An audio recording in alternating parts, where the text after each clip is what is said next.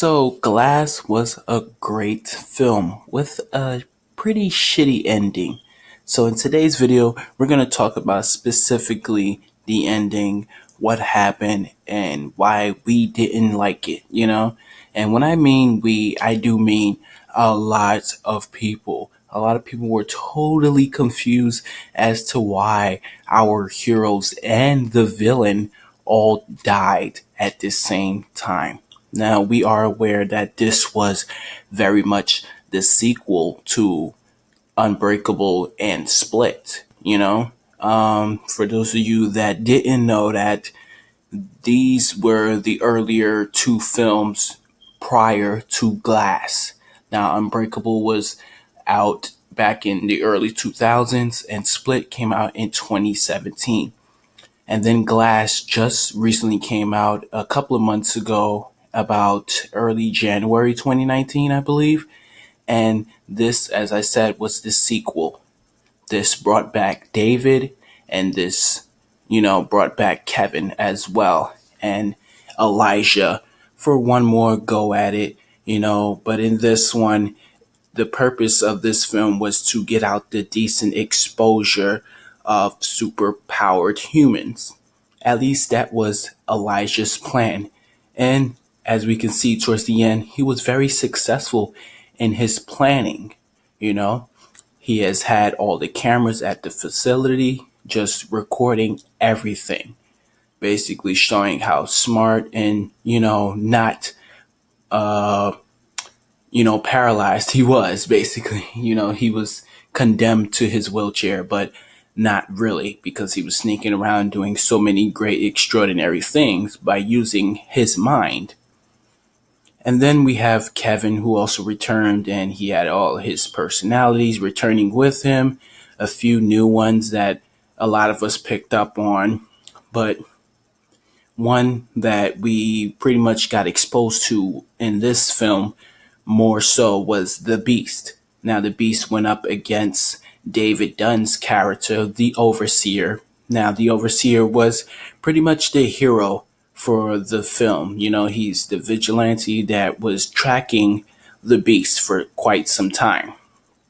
So he was able to track him down, yada, yada, yada. Things happen.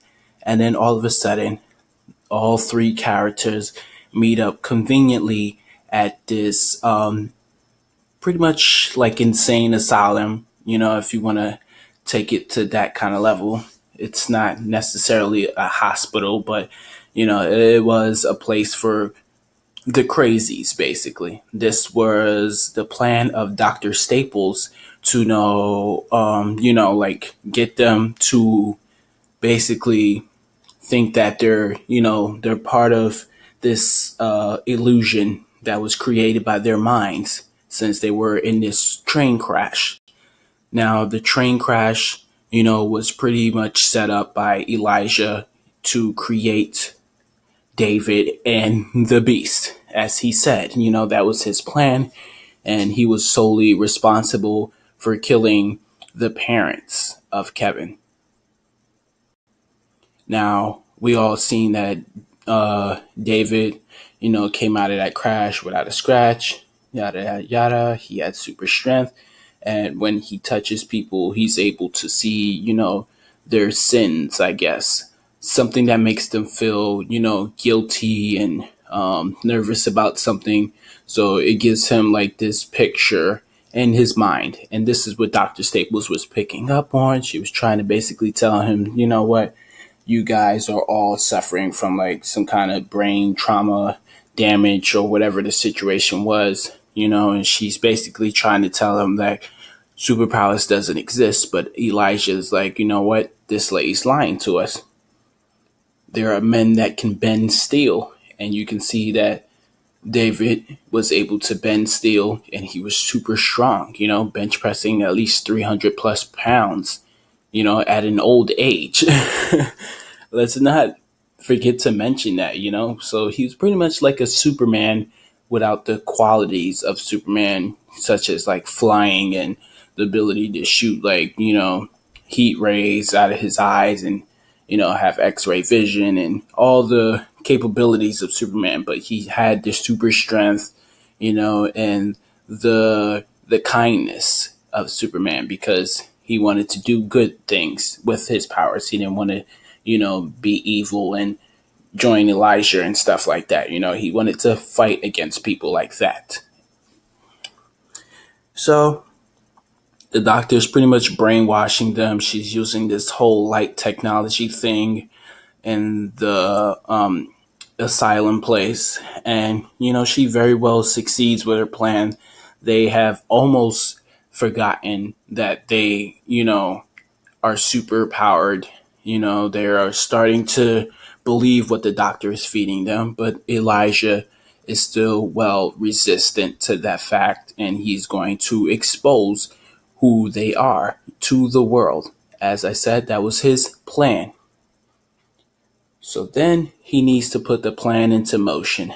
So he decides, you know what, I'm going to schedule a breakout and I'm going to need to talk to the beast, So the beast comes out and they start working together, and basically they form this, super villain kind of team up situation. As Elijah said, this is the bad guys teaming up.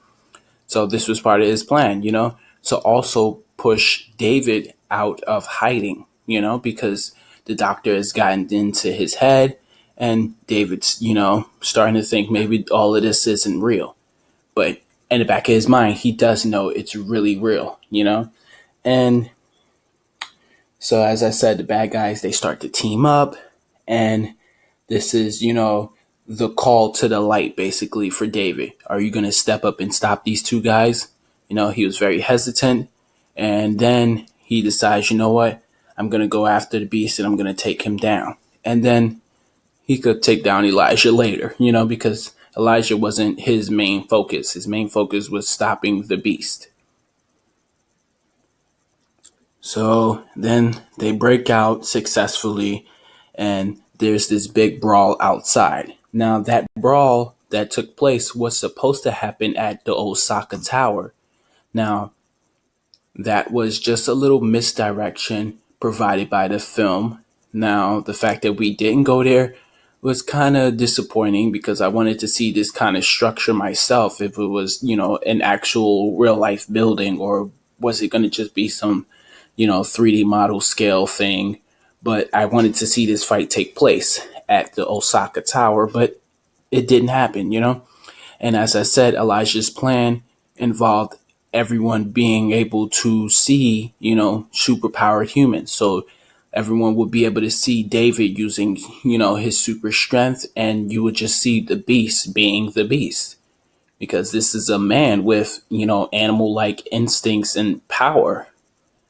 So, as I said, back at the facility, they have all of these cameras pointing towards every, exit, entrance, every room, every inch of the place, basically. So everything is being recorded. So this is basically the exposure that Elijah needed. So, the whole Osaka Tower plan was thrown right out the window. It was just skipped. They never needed to go over there. And then it was actually said, you know what, this wasn't even his plan to go to the tower. He wanted to stay here and get caught.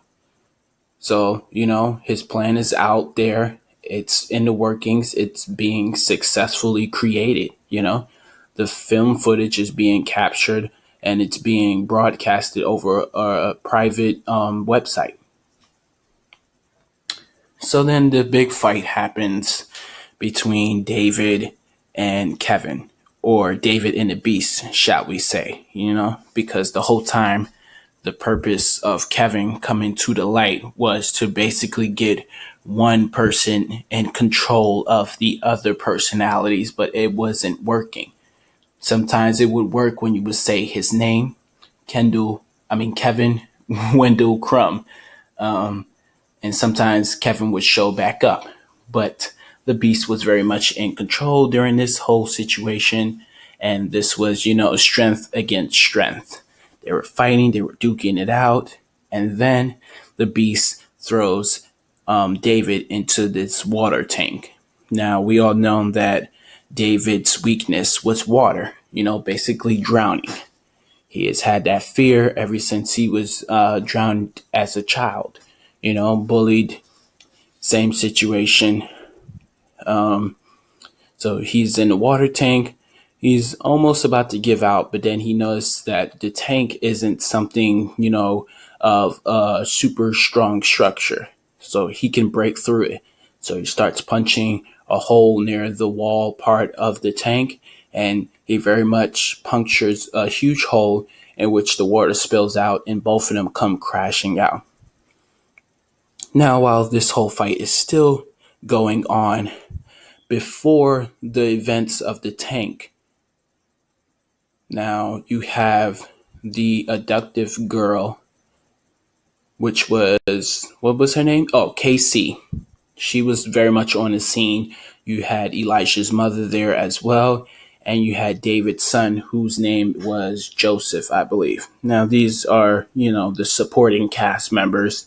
Now, the direction that they put these characters in was a bit confusing as well.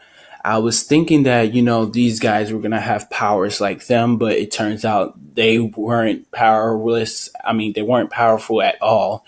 They were just literally the parents, the son, and the abductive. you know, there was no correlation whatsoever to the superpower counterparts. So I'm like, what was the purpose of them being here in this scene? Because this was a very dangerous scene. Like, they could have all died.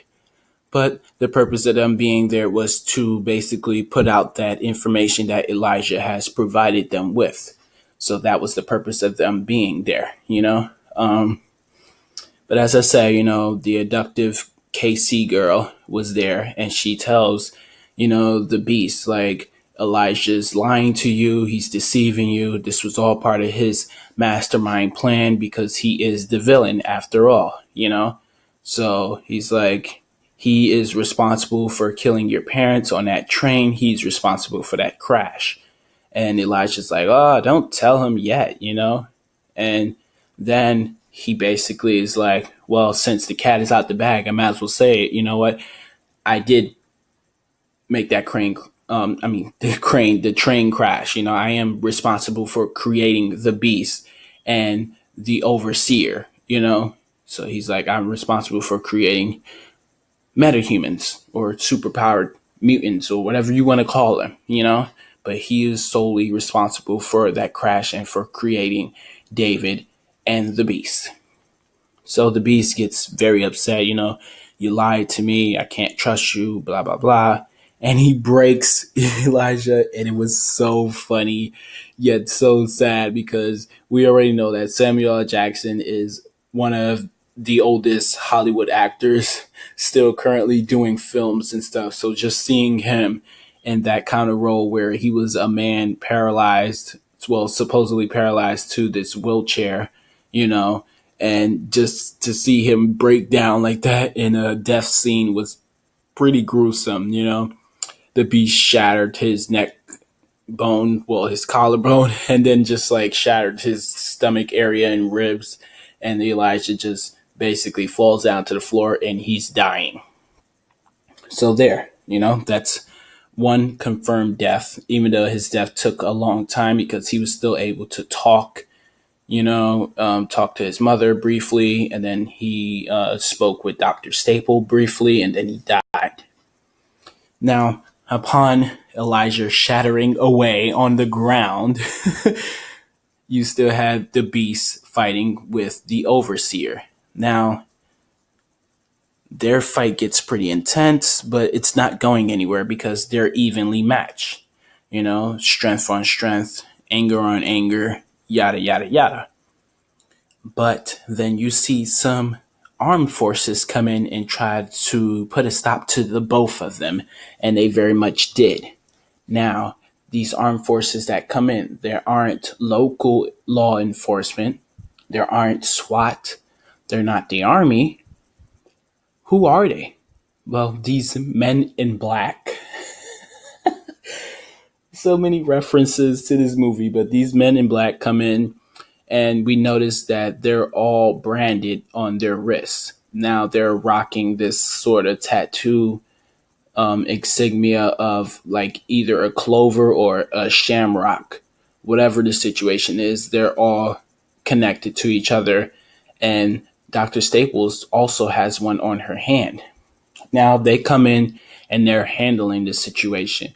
They're destroying the beast and they're destroying David. Now, this is what upsetted everyone.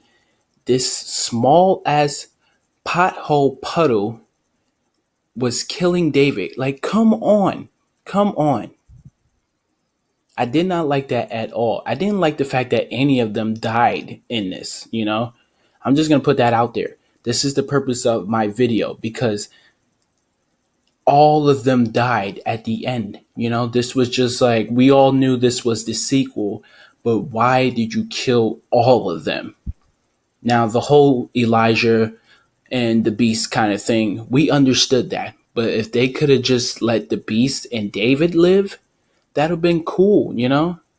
But no, they killed the beast because Casey was able to turn him back into Kevin. So Kevin resurfaces, he takes control of the body, and they take the shot at him. It shoots him, and basically he dies. He bleeds out. No ambulance on the scene.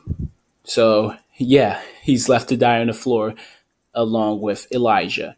And then we have David. He's still putting up quite a fight. Now, as I said, he's putting up quite a fight, but he is unsuccessful due to the fact of the weakness of water and drowning. Now, as I said, this was a fucking pothole in the ground, ladies and gentlemen, that happened to fill up with water during the whole fight that him and the beast was having inside of the giant tank that was filled with water. Once they were able to bust out, water spilled out everywhere, and that little pothole was able to fill up with water, and they were drowning him, punching him out, several punches to his face, drowning him in the water. And Dr. Staples pretty much tells him, you know what? You didn't have to endure this pain, you know, if you would have just listened to me. But then she's like, I'm going to help you, take my hand. So David decides to reach out and take her hand, and he sees basically her, you know, leading this organization and being solely responsible for everything that has happened here, you know, and she lied to them. Now, this organization, it kind of reminds me of like what the Purifiers kind of stand for. If you guys have been watching the Gifted series, which is on Fox, now the Purifiers, they were like this anti-mutant group basically, and they were taking out they were taking out mutants, you know, anyone that was a threat to the human race. So this was like a hatred group. And they were, you know, tasked with the only task to take out mutants. All of them, regardless if they were good or bad, you know, they were solely responsible, you know, for taking them out. So this is kind of what it felt like for me when I seen this group come in with Dr. Staples. Now, I don't know exactly what the group name was, but as I said, you know, that was something that I could reference. You know, they kind of remind me of the Purifiers. Some would also say they kind of resemble the FOH. Now, the FOH, I think, was Friends of Humanity or something. Friends, Fiery something. I forgot what it was exactly, but let me know in the comment section if you know exactly what the FOH was. But you get it, you know, these were all references to anyone that hated, you know, superpowered metahumans / mutants, you know, and these were people that were on the side of humans. So they were tasked with the, you know, objective to go out there and clean up shop, you know, kill them all. Because we can't have threats like this walking around, you know, threatening the nation, threatening humanity. So this is what Dr. Staples' plan was originally. You know, it wasn't to become, you know, this therapist and try to cure them of their, you know, brain damage and stuff like that. No, she was out there to kill them. And this was the only front she was able to create in order for for her to get them to trust her. So yeah, it sounds very confusing, ladies and gentlemen, very confusing.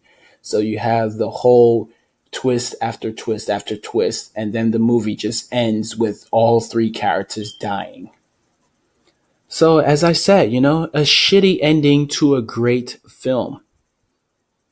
But that doesn't mean you don't go out there and watch it. I'm recommending that you do watch it because this is a very much enjoyable film, and it's kind of an Elseworld kind of story. Now, I say that for everything now because apparently everything is kind of based off Elseworlds, telling different stories. There is no connections to any universes, this just exists outside of it.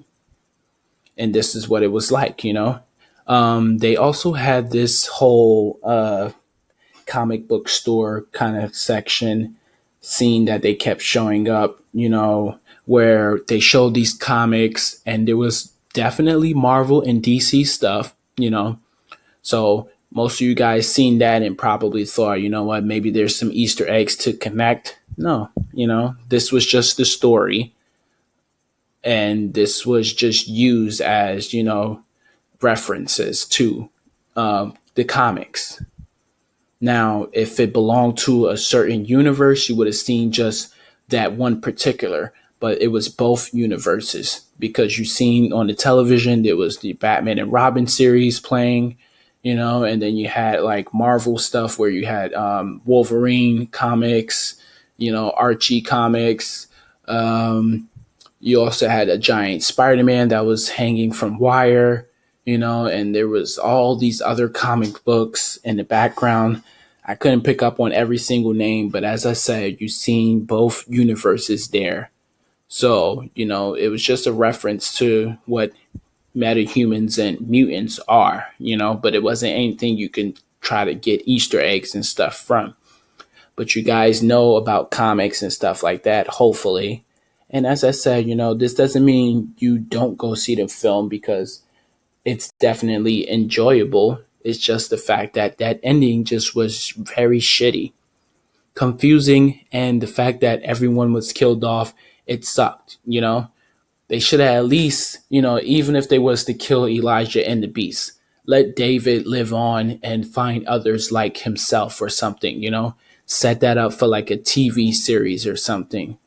Like the way it just ended was just really crap, and I can tell that everyone around the internet and around the world was pretty upset by the fact, like we enjoyed this film, but then this happens, and the whole Osaka Tower scene that we were supposed to get, but we didn't get it, it's just like, whatever.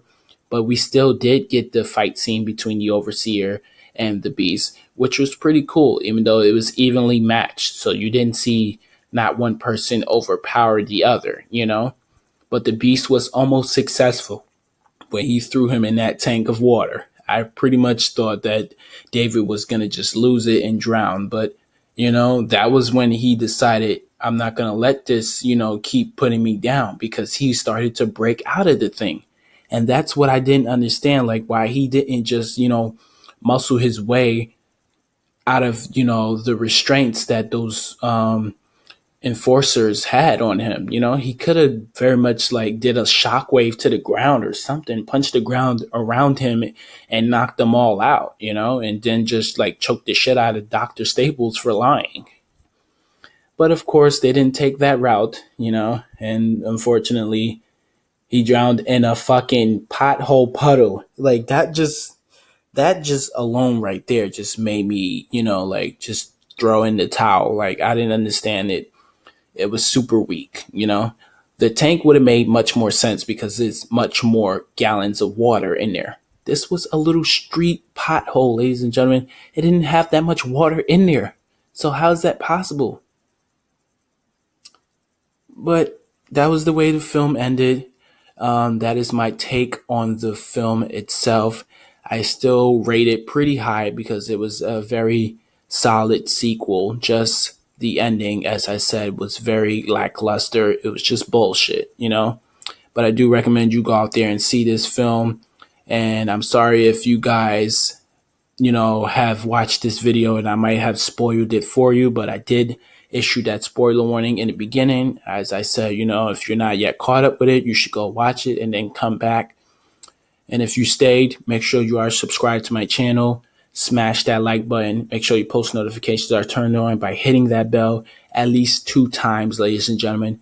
And share the link to my channel page with friends, family members, and anybody else who likes to watch videos on YouTube and likes news updates, trailer breakdowns, and movie and TV show reviews, and anyone that likes gaming. I will try to get back on Roblox soon. I just have to find another source. And that is all I have to say about this Glass film. That was my breakdown of what happened in the ending, my review of the entire film, considering the fact that I said I was only going to talk about the ending. But in order to get to the ending, you have to spill the beans about the rest of the film. So that is what I done anyway. Hopefully you guys enjoyed this review. I'll see you guys in the next one. Peace.